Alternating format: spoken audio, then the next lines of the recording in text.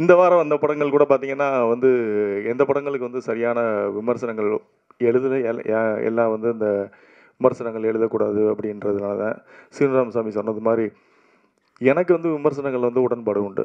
நான் வந்து விமர்சனங்கள வரவேற்கிறவர் தான். இத நான் ஆரம்பத்துலேருந்து என்னோட படங்கள்ல சொல்லியிருப்பேன். என்னோட படங்கள திட்டினாலும் சரி, நான் எப்படி பார்க்குறேன்னா, லோக்கலா சொல்லப்போனா ஒரு பொருளா இருந்தா, அது வீசணும் இல்ல மணக்கணும். 2மே இல்லைன்னா, அந்த பொருளுக்கான வேல்யூ இல்லைன்னு தான் பார்க்குறேன். விமர்சனம்ன்றது வந்து நம்மள மெருகேத்திக்கிறதுக்கு தான். எப்பவுமே வந்து என்னுடைய படைப்பு வந்து எனக்கு சிறப்பா இருக்கும். நாங்களும் நல்ல படம் எடுக்கணும்னு தான் ட்ரை பண்றோம். தயாரிப்பாளர்களும் யாரும் வந்து ஒரு மொக்க படத்த குடுத்துட்டு போணும், நீங்க வந்து எங்கள திட்டணும்ன்ற ஆசை கிடையாது. நல்ல படம் எடுக்கணும்னு தான் வர்றோம். நல்ல படம் எடுக்கிறதுக்கு தான் ட்ரை பண்றோம். இயக்குனர்கள்ட்ட கதை கேட்குறோம். எங்ககிட்ட கதை ஒண்ணு சொல்லுவாங்க. அதுக்கப்புறம் வந்து அவங்க எடுக்கிறது வேற மாரி வந்துரும். மேக்கிங்ல உங்களுக்கு தெரியாது கிடையாது. ஏன்னா, அது ஒரு தனிப்பட்ட ஆளோட முயற்சி கிடையாது. ஒரு டீம் ஒர்க். ஒரு கேமராமேன் தப்பு பண்ணலாம். ஒரு மியூசிக் டைரக்டர் தப்பு பண்ணலாம். இல்ல நடிச்சவங்க தப்பு பண்ணியிருக்கலாம். இப்படி எல்லாருடைய பங்கும் சேர்ந்தது தான். இது தயாரிப்பாளர்கள் மட்டுமே வந்து ஒரு கதைய வந்து ஜட்ஜ் பண்ணி இவங்க தப்பா எடுத்துட்டாங்கன்னுலாம் சொல்ல முடியாது. எங்களுக்கும் அந்த ரெஸ்பான்சிபிலிட்டி இருக்கு. ஏன்னா பணம் போடுறான். நல்ல கதை எடுக்கணும்னு சொல்லி தானே பணம் போடுவோம்.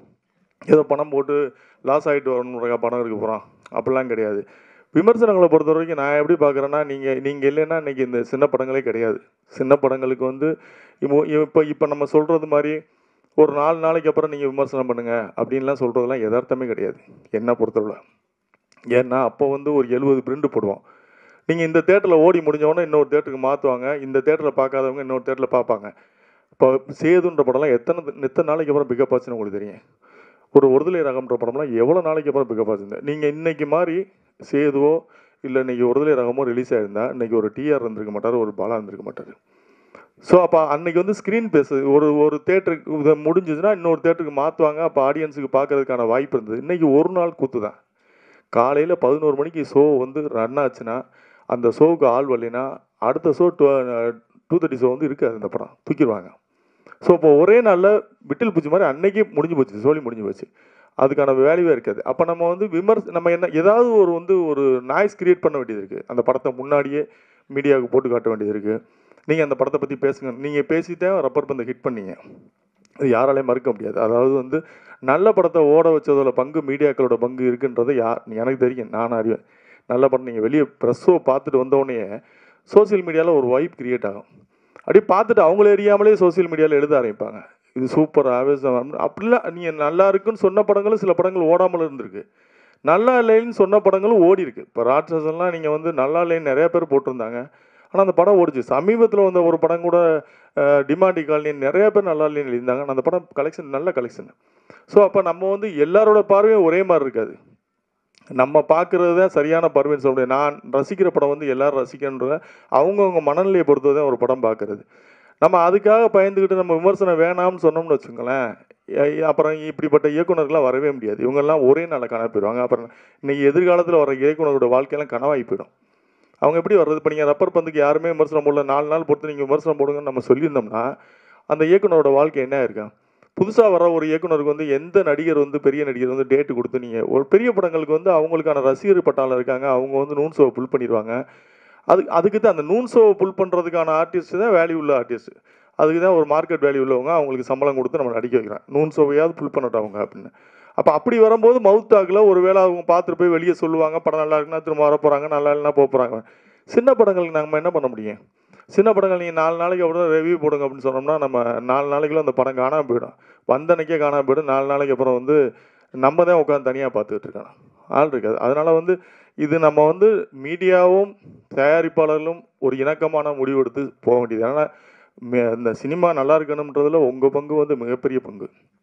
உங்களோட பங்கு இது வந்து இந்த படத்தை வந்து நீங்கள் கொண்டு போய் சேர்க்கறதுக்கான பொறுப்பு உங்ககிட்ட தான் இருக்குது. இது நம்ம 2 பேரும் தான் நம்ம வந்து ஆரோக்கியமாக முடிவு எடுக்கணும். விமர்சனங்களை வந்து ரொம்ப நாகரிகமாக ஆரோக்கியமாக வைக்கணும். ஏன்னா ஒரு காலத்தில் வந்து அவங்க இப்போ உங்களுக்கு தெரியும், ஆனந்தவனோட மார்க் போடுறதுலாம் பார்த்தீங்கன்னா போஸ்ட் அடிச்சுலாம் ஓட்டியிருக்காங்க. 45 மார்க் ஆனந்த விடலில் போடுறாங்க, 50 மார்க் போடுறாங்கன்னா அது அன்னைக்கு வந்து வால் போஸ்டரில் பெருசாக இருக்கும் ஆனந்த விடலம். அப்போ அதுக்கு வேல்யூ பண்ணாங்க அந்த ரிவ்யூ வந்து. அப்போ பத்திரிகையாளர்கள் நமக்கும் வந்து அந்த ரெஸ்பான்சிபிலிட்டி இருக்குன்னு நம்புகிறேன். ஏன்னா இது நம்ம எல்லாரும் சேர்ந்து இது ஒரு கிட்டத்தட்ட நம்ம இண்டஸ்ட்ரியில் ஒரு 50,000 பீப்புள் வாழக்கூடிய ஒரு தொழில். இதுக்கு நமக்கு எல்லாருக்குமே ரெஸ்பான்சிபிலிட்டி இருக்குன்னு நம்புகிறேன். இப்போ அதுக்காக பத்திரிக்கை நீங்கள் நான் சொல்ல மாதிரியே நீங்கள் ரிவ்யூவே போடாதீங்க அப்படின்னு சொல்கிறதுல எனக்கு உடன்படே கிடையாது. அப்படின்னா வந்து ஒரு படம் ரிலீஸ் ஆகும்போது அந்த படம் வந்து எத்தனை நாள் மினிமம் நீங்கள் தேட்டரில் போடுவோம்ன்ற ஒரு கணக்கு வேணும். இத்தனை நாள் நாங்கள் எடுக்க மாட்டோம் அந்த படத்தை. ஆள் வருதோ வரலையோ ஒரு 4 நாளைக்கு இந்த படம் நிற்கும், நாங்கள் போடுறோம், மவுத் டாக்கில் வரட்டும் அப்படின்னாங்கன்னா ஒத்துக்கலாம். அப்படி தியேட்டருக்காரங்க கண்டிப்பாக ஒத்துக்க மாட்டாங்க. ஏன்னா அவங்களும் எப்படி லாஸை பேர் பண்ணுவாங்க. இப்போ அவங்களுக்கு என்னென்னா வந்து எங்களுக்கு நூன் சோக்கு ஆள் இல்லைங்க, நம்ம காசு கொடுத்து டிக்கெட் வாங்கி நீங்கள் போடுங்கன்னு சொன்னால் கூட போட மாட்டாங்க. ஏன்னா கேண்டீன் பிஸ்னஸ் இருக்காது. ஸோ அதுவும் சிக்கல் இருக்குது. ஸோ ப்ராக்டிக்கலாக அப்படி நிறைய சிக்கல் இருக்குது. நீங்கள் எல்லா பக்கமும் நீங்கள் யோசிக்கணும். விமர்சனம் வேணான்னும் போது அப்போ எனக்கு அந்த பக்கத்தில் நீங்கள் வந்து எனக்கு அதுக்கான ஸ்பேஸ் கொடுக்கணும். இல்லைங்க நாங்கள் 4 நாளைக்கு வந்து நாங்கள் வந்து வெள்ளி சனி ஞாயிறு திங்கள் 3 நாளைக்கு வந்து நாங்கள் கண்டிப்பாக நாங்கள் படத்தை எடுக்க மாட்டோம். படம் போட்டிங்கன்னா அந்த படம் ஓடும். எத்தனை ஷோ உங்களுக்கு கொடுக்கமோ அத்தனை ஷோ நாங்கள் தூக்க மாட்டோம்னு கேரண்டி இருந்ததுன்னா நிச்சயமாக விமர்சனம் வேணான்னு சொல்லலாம். நீங்கள் வேணாங்க பரவாயில்ல அப்படின்னு. அதுக்கான வாய்ப்பு இல்லை, கொடுக்க முடியாது, அவங்களாலையும் கொடுக்க முடியாது. ஏன்னா அவங்களும் தியேட்டர் பிஸ்னஸ் பண்ணுறவங்க, அவங்க என்ன பண்ண முடியும், அவங்க எல்லாமே வியாபாரம் தானேங்க. அப்போ நமக்கு ஒரே சாய்ஸ் வந்து மீடியா தான். மீடியா பார்த்துட்டு நல்லா இருக்குன்னா நல்லா இல்லைன்னு நல்லா இருக்குன்னு எழுத போகிறாங்க, நல்லா இல்லைன்னா நல்லா இல்லைன்னு எழுத போகிறாங்க. நல்லா இல்லைன்னு நம்ம மாற்றிக்க போகிறோம். இதுதான் தொழில்னு வந்துட்டோம். இப்போ எனக்கு நான் எடுத்த படத்தை சரியில்லைன்னு சொன்னீங்கன்னா நான் அதை என்னோட படத்தை திறனாய்வு படிப்பேன். ஓகே, இவங்க சொல்கிற நிறைய பேரோட ரிவ்யூ நான் படிப்பேன்.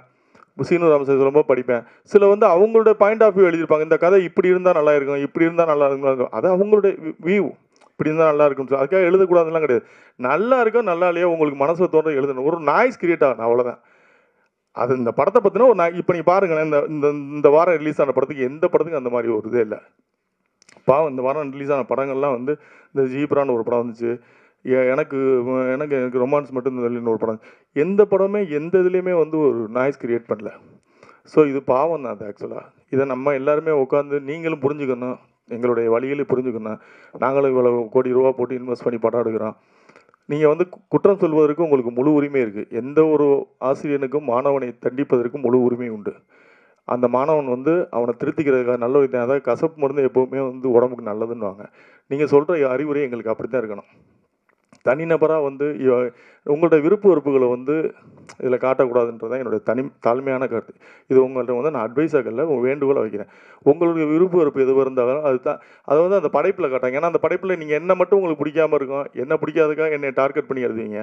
பட் அந்த படத்தில் வந்து நிறைய பேர் நடிச்சிருப்பாங்க, நிறைய பேரோட முதல் கனவாக இருக்கும். அதில் அவங்க அப்போ எல்லாருமே பாதிக்கப்படும். ஸோ அதனால் நம்மளுடைய தனிமனித விருப்ப வெறுப்பெல்லாம் வந்து ஒரு படைப்பில் வைக்கக்கூடாதுன்றது என்னுடைய வேண்டுகோள். மற்றபடி உங்களுடைய ஆதரவு வந்து சினிமாவுக்கு என்றைக்குமே தேவை.